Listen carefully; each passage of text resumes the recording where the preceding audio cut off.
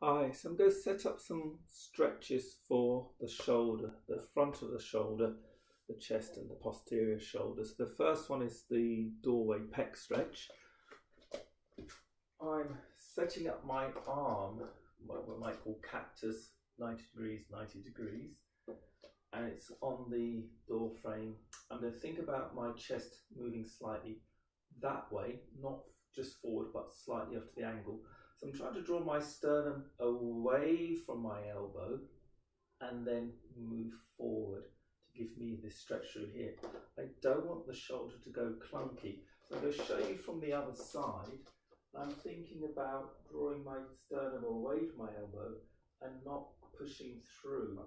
I don't want the back of the shoulder shortening. I want to feel that I'm drawing the rib cage away from the elbow to get into that good stretch in the front of the chest.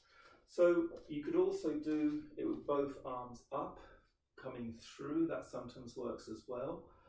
When you do your stretches again, you can hold it for 10 seconds. You could hold it for further, up to 30 seconds, and repeat 3 times. That's a good one. So that starts off giving us a stretch at the front of the shoulders. We can go a little bit further by doing it on the wall with our arms straight. So I'm just going to move my camera slightly, so it's a little bit higher up the wall. That's it. Okay, so from here I'm going to take my arm and I'm bringing my chest as close as possible, and I'm going to turn away from my arm. I'm still thinking draw the sternum, the breastbone, away from my hand. This will stretch out my bicep tendon as well. So again, it's giving me a stretch through the front of the shoulder. I want to again make sure I don't go clunky, so I don't want to sort of feel that I've brought that shoulder up. So that's why I say draw the sternum away to find that stretch. Again, you can do that stretch, you can hold for 10 seconds or 30 seconds. Again, sometimes you might like to just move in and out of the stretch.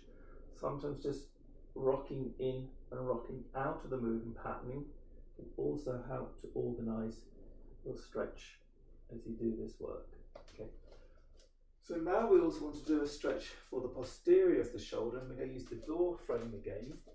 Important to have the thumb pointing downwards. I'm just holding the door frame so the hand's roughly in line with the shoulder. But I want to feel that I'm always falling away from the door. I don't want my weight going into the door frame and then falling away from the door. I'm going to turn my chest towards this arm so I get this stretch through the back of the shoulder.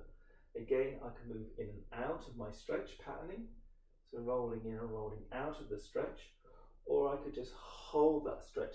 Adjust your feet, adjust your hips so you're comfortable to bring your sternum towards your arm, but remember, always drawing away.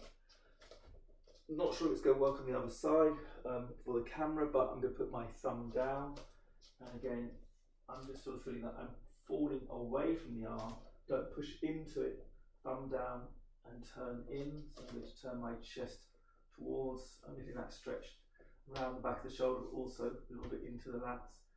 Again, I can move in and out of it. Feel that you're always trying to pull yourself away from the door. Don't put your weight into it. Pull away to get that stretch.